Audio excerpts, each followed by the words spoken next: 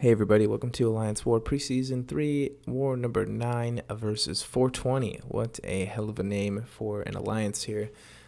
These guys are a little bit lower rated than us, I think, so it was a little bit kind of more relaxed going into the war. The first node I have is actually node number 3, which I haven't fought, I think, ever in this preseason so far, so I'm excited. But I saw a 4-star there, Mystic. I was like, I don't know who this is going to be.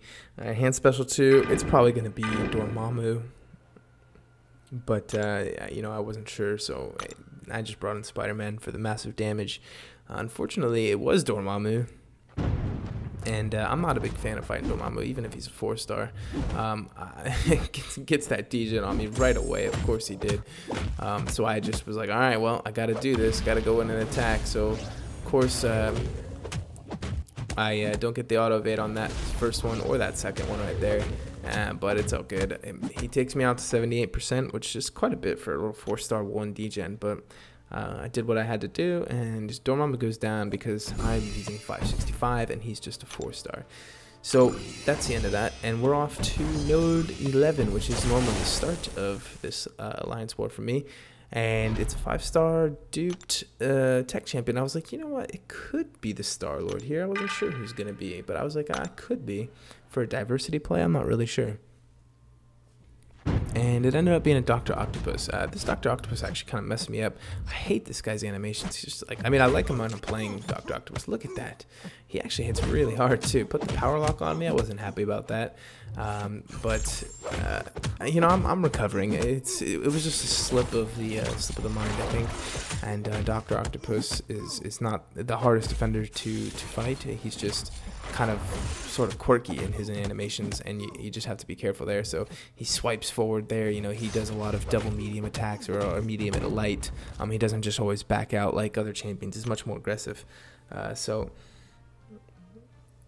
anyway, that's node 11 down. We're on to node 17, which is the cornered. And like I said in the last war video, I do have to watch out for cornered with Archangel, even though I'm tempted to use Archangel here for the for the class advantage.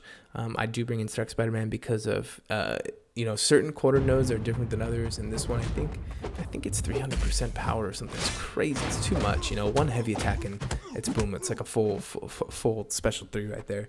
So unless you're coming in with a advanced with an invulnerability boost, you're kind of screwed. Turns out that it's a Taskmaster, and Archangel wouldn't have been the greatest for this guy anyway. In case the fight went on too long, he does become immune to debuffs over time. His special one is super dodgeable. It's way more complicated than it looks. You just well, it's way easier to dodge than it looks, because it looks like a really flourishing special one, but it's actually quite easy to dodge as long as you just evade when he shoots the gun. That's all you have to remember. It's kind of like how Punisher's specials, if you just evade when you shoot the gun, it's all gonna be good. So all or nothing node, a 4-star. I was like, a 4-star. I'm not really sure who they put here. Anybody would have been better than a 4-star, though. I think all or nothing is a chance to do some damage to the other opponents to get an attack bonus loss, but a 4-star blade is not going to cut it, let me tell you. I can see what they're doing here, because all or nothing blade is good, but I think it would really have to be a 455 in order for it to do any, or to have any real sort of risk towards the opponent.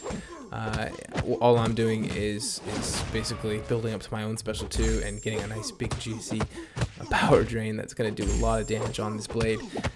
The thing about blade on all or nothing is that the more power he has, the more he shrugs off debuffs, the faster he shrugs off debuffs. So I think that's what they're counting on, like a little bit of limber. He gets basically added limber, and bleeds will stop working, etc., etc. But if you're bringing in a power control champion, you're gonna be in pretty good shape. So I'm not even intercepting on this fight. I'm just using vision safely because I know that the chip damage isn't going to be too bad with a 4-star.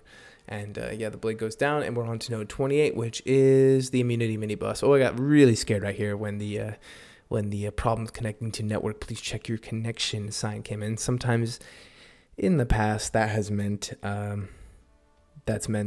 you're going to lose the attack bonus and you're going to have to do the fight over again. But node 28, it's a Nightcrawler. I'm not worried.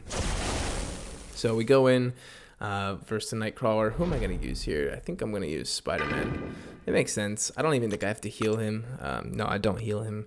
And I take him in, and I focused on switching his stance. But actually, this is maybe the first Alliance War fight that I've had versus Nightcrawler where I've actually kind of struggled to switch his stance. I'm like, back up, man. You know, I just need him to back up and hold block for just a second so I can throw a light attack, but he didn't. He almost did there, but I didn't quite get it in time, and he is just being super aggressive. Look at these evades. I still haven't switched him yet.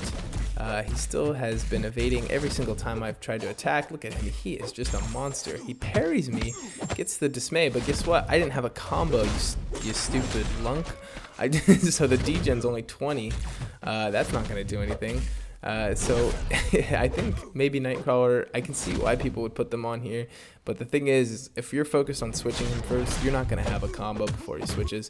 And then I already had 10 poise charges built up just trying to evade him and gaining the switch to begin with, so it was all over. I threw the special one just to make some distance. I wanted to get this fight under control, bait the heavy out again, and this last 5-hit combo should do it, and yes, there he goes. So that was some interesting placement by the other team there with the Nightcrawler, but I'm not a fan of Nightcrawler on that note.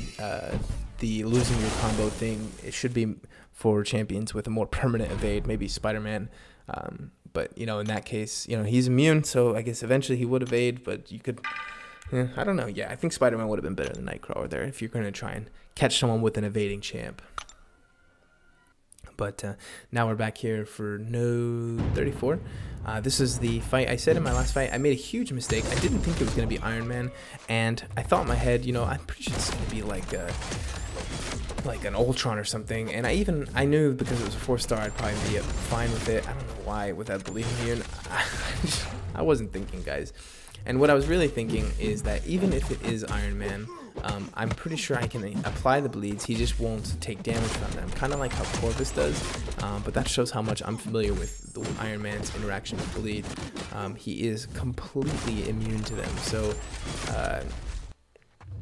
you know, I even made a video of electrofighting Iron Man. I just totally forgot about this whole interaction. And of course, cornered takes effect. It was just terrible choice bringing in Archangel here. He's just the absolute worst champ to fight a tech. I was basically getting greedy with the potions. That's all that happened, guys. Sometimes you get greedy with the potions. You don't want to use the potions, and you take in a champion that's not ideal, and you pay for it. We were quite ahead in the war at this point, though, so it cut me a little bit of slack, maybe. We pretty much had it in the bag at this point. Their deaths were skyrocketing. They weren't even close, and I was full on potions. Even God, guys, look how greedy I am. Trying to save potions, I'm totally maxed out on them. I feel really bad about it now. So. Anyway, Stark Spidey just slays this node. I don't care who is on this node. He just destroys it. I probably could have done this with Stark Spidey even at the low health. I probably could have finished this even with him at the health that he was at. But check out the strategy here. It's build up poise charges. Let the vigor happen. He'll heal back up. It's okay. And what I'll end up doing is doing some hits, and then I'll do a big heavy at the end to avoid the 15%. That's kind of what you want to do when Iron Man gets 15%, and Stark Spidey hits like a beast with his heavy attacks and 10 poise charges. So I've got him basically attacking with mediums. Those can't be parried anyway. And he's got the vigor going. Look at him, he's healing up a lot. I let him do his full heavy, and then I go in with 5 hits. Look at, oh my god, look at that damage. 50% of his health with 5 hits. Stark Spidey will always be the king of damage, at least for basic attacks, I think. Right out the gate without any ramp up. And 1 heavy right there, and he goes down. I think there was like 17k heavy. Jesus Christ, that's nuts. So node 36 is who is this? A 6-star mutant champion? Oh, it's gonna be Cable. It's always Cable when it's a 6-star mutant. The other 6-star mutants I don't think are very good. Trying to think of who they are. Obviously you've got like the Domino now, and potentially you'll have Bishop, but an unduped 6-star mutant is typically a Cable, at least until people get more 6-star champions. So I go in with the slow and steady fight here. I take Vision in, he's bleed immune, and he's got power control, which is good for Cable. and well, it's not. I think when Cable's duped, he gets more power, but when he's not duped, he doesn't get any more power. But at least I can get a heal block if I really need to. But I prefer to spam a special 1 on this node. I do get intercepted right there, trying to get my own intercept in. Kind of embarrassing, but I don't let it shake me. I'm gonna get right back into intercepting here pretty soon. I just need to get my rhythm going, get him below 50% so I feel good about how the fight's going. And once I feel good about how the fight's going, I'm gonna start intercepting just like that. So get my special 1 in there, get a little intercept, stand up intercept, fall back, get my other intercept there, do a special 1, go in for that last hit. Man, what a smooth ending to that fight. It's just Cable. I know he's not very dangerous, but yeah, it feels good when you do it right. So that's it for Vision anyway. I did get assigned, or no, I didn't get assigned. I think it was just sort of anybody want to take that Mordo out. I think no one was really stressing about it just because we were doing pretty good in the war.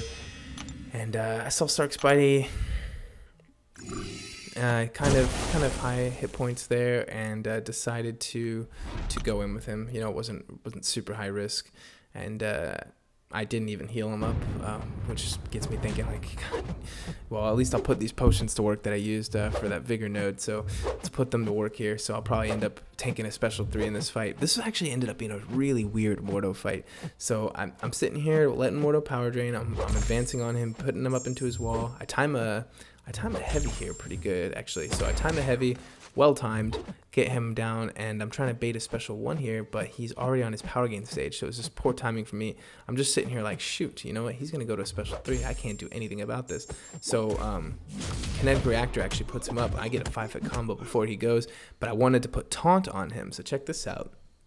Now, I'm just here like, throw your special 3. He doesn't throw it, and he actually ends up throwing the special 3 when Taunt is off him. Now Taunt reduces the attack of the enemy by, I think, like 40 or 50%. It's like a chunk. I think it's 40 actually, and but I didn't get to take advantage of that, so that took quite a bit of health off me. So I can't take another one of those, especially if he's got any Furies. So I need to play a little bit better. So I'm here just building up his power by Mystic Dispersion. And look at that, another special 3. But I do get the power drain, thank God. I throw a special 2 with 10 poise charges, which is pretty lethal, to be honest. And I have to time this perfectly if I want to get the win, and I do it. So that was the weirdest Mortal fight I've ever had. Super, super sloppy. Probably one of the sloppiest fights I've ever done. But hey, if you get the attack bonus, you get the attack bonus, and all is forgiven. So we ended up beating 420. We were well ahead by the time I got to that Mordo. But you know, good job to the boss killers in our battle groups for getting it done, I guess. So that's it for war number 9. Season 3 is starting very, very, very soon. We have just a few more days left, to be honest. I think it's the 28th today, so we've got just 3 more days, and then season 1 starts, or season 3 starts. Can't wait. It's going to be a little stressful as usual, but it'll be good to get some rewards rolling in. So anyway, guys, that'll be it for war number 0.9. I don't have any more points left in me, so hopefully, well, I don't know. Let's see what I name this next war. Maybe 1.1.0. I don't know, but that's war number 1. Maybe 0.95 we'll call it. We'll see what happens. Anyway, take care.